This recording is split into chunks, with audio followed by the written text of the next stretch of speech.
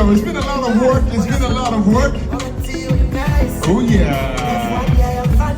Very good. Yep. An extra bonus point for those singing along. An extra bonus point for those singing along. Yep. Yep.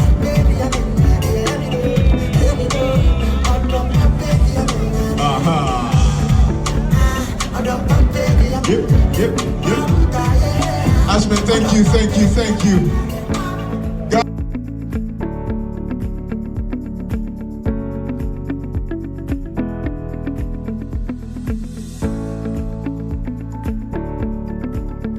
I'll be speaking to some of the companies who have been nominated for this year's Ghana Club 100. And you all know that tonight we are celebrating Ghana's top 100 companies and all the achievements. I'm going to start off the conversation with the CEO of the Ghana Investment Promotion company, GIPC, and the person of Mr. Yopi Grant.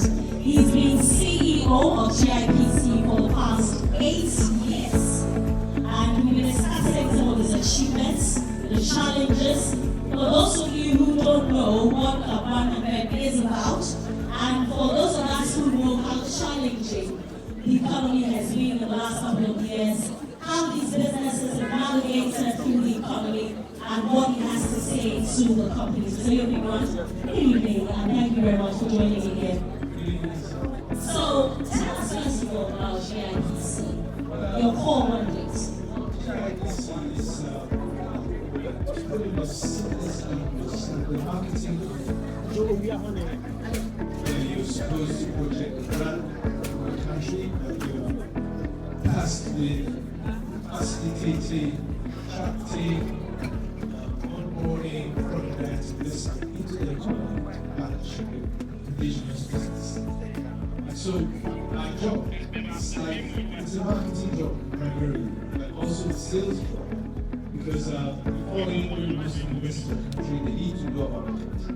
So our job is to put the best foot of the country forward and project the positive image that we have. And I believe that Ghana is so well endowed with so many credits, some tangible, some intangible, that it's perhaps easier to sell Ghana as a leading country in Africa than many others. First and foremost, we are the only country in the world that can claim to be the center of the world. So Ghana technically is the center of the world. And being the center of the world, I mean, everybody would love to be there. I mean, I go to countries and they claim that it's the center of activity in the world. And I tell them, okay, what are your geographical coordinates? When you come to Ghana, we are the only country closest to the nexus of the latitude 0 and longitude 0. In terms of logistics, that's the major benefit that we have, or we can have.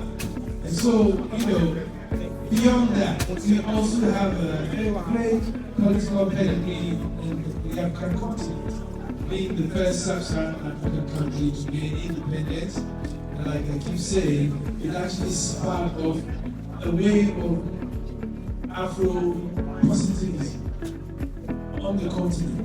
And after that, after Ghana's independence, quite a number of African countries also sought independence and achieved it. And so as a country, we do have some pedigree and some great marketing bits, apart from the fact that we are well endowed with minerals. I mean, name any of the transition minerals that you require to be in energy transition. You will find it in Ghana. So you'll be speaking to me as though he's marketing Ghana, and that's nice to hear. But last year when I spoke with you on the blue carpet, in this corner, I talked to you about the economic challenges and you encouraged businesses to keep going. This year, I think that for the businesses, things have gotten any easier. Some say that things have gotten worse because the rates, the exchange rates keeps deteriorating. As CEO for GIPC, once again, what do you have to say to these businesses? Well, I mean, first of all, I would not like to add with the issues that you're raising, but there's a company that's going to be number one on the Ghana Club 100. They must have done very well today. So I'm not sure we necessarily agree with you that things are getting worse. For some, things are getting better. And for the private business person, the business environment, of course, is very important, but it is always challenging because they are competing with others, they are taking advantage of the opportunities that are there. So theirs is a journey of challenges. Whether the economy is good, whether it's bad, they face challenges. Because if the environment is not conducive to growing your business, you have competitors who are knocking at your heels. You have new companies coming and chasing your heels, who are producing the same thing that you are. You have the export market to compete with. But I can say that, despite all that, the Ghanaian economy has shown some significant resilience. And it's when we say things are hard, it's not infinite. Prior to the COVID pandemic, 3 years prior to the COVID pandemic, we raised to a growth rate of an average of 7%. Even in the years of COVID, Ghana was one of only 26 countries in the world that did not go into recession. It shows a certain robustness. Post-COVID, the year after COVID spread out, Ghana's economy took a rebound. We went to an economic growth rate of 5.2%. Just when we thought we were recovering, then the global conflicts came up and pulled us way back to where we were struggling to escape from. And almost every country in the world today, almost, has faced these same significant challenges. Inflationary challenges and volatility, exchange rate volatility, rising costs everywhere. And I constantly go around, and sometimes when I look at the rate at which prices have increased in other countries, I say, hey, we're not the only ones struggling. The people struggling. But we still need to recognize and herald the good work that the private sector does in any country, much more in Ghana. Because despite all these things, they strive to continue. They are the ones who sustain the economy when the economy is hard. They are the ones who employ people. They are the ones who create growth. And it will be totally unfortunate as a country if we do not recognize that this is the power they bring and recognize the companies that are doing well. And I tell you, every year I have somebody coming to me to tell me, you wait, next year we will be Ghana Club 100. I even see startups tell me we're going to be Club 100. To be nominated on the Ghana Club 100. Performance, basically, but not only performance. I mean, it's performance along certain criteria that are defined. And I'm sure today we'll hear from KPMG how the ranking was done. But basically, it's companies that are largely described as private companies. That means they have governments, they don't have government shareholding exceeding a certain percentage. But there are people who are out there who invest their money, their capital, they grow it, create opportunity, create jobs, create secondary economies that others also leverage on to build their businesses. So it's very important. You've been private sugar, you've been CEO for at least 8 years, or almost 8 years, and your tenure is December. What would you say will be your legacy at GIPC? I'm not into legacy issues because, I always say that when one journey ends, another begins. And for me, the important thing is that we can keep supporting the economic growth of this country. The work of GIPC, trust me, is not a piece of cake, it's hard work. Sometimes the same places we go to solicit foreign direct investments are also looking for foreign direct investments. And you are competing with your peer countries. So it's a task you can't sleep. You constantly have to be out there.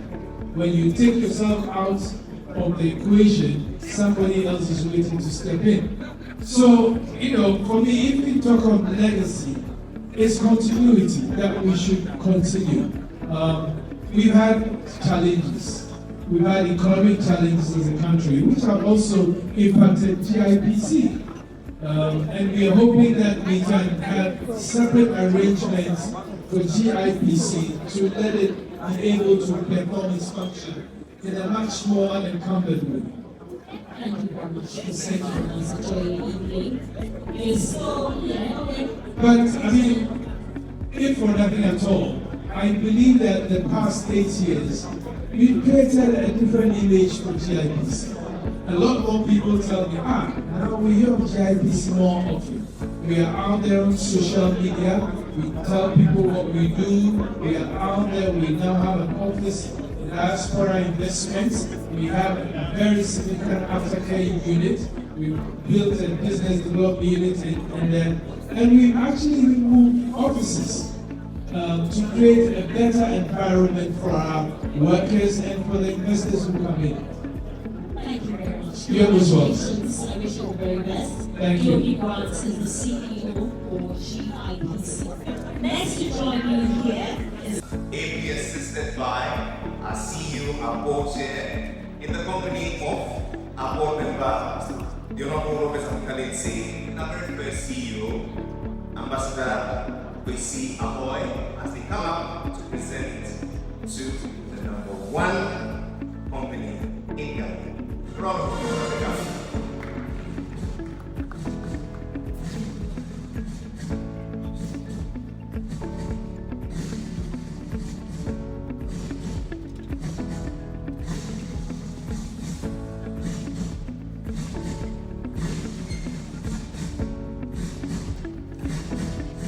To all our sponsors, you will receive your certificates outside after party.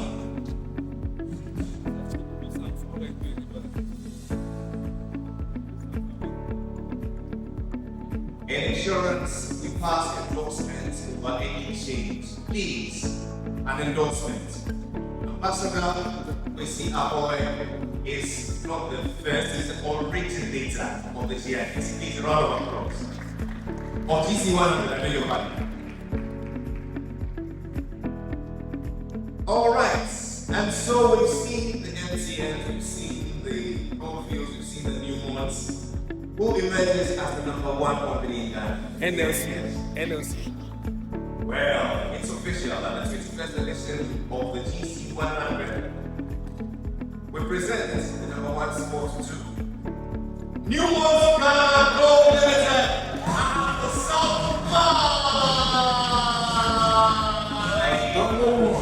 Newmont Ghana Gold Limited, a subsidiary of Newmont Corporation, the world's leading gold company. They have a South mine in operation since 2006, achieved commercial production with 4 open pits, feeding a conventional mill. Their half mill expansion project, completed in October 2019, aims to increase annual gold production to 550,000 to 650,000 ounces through 2024, while reducing processing costs. And this is the celebration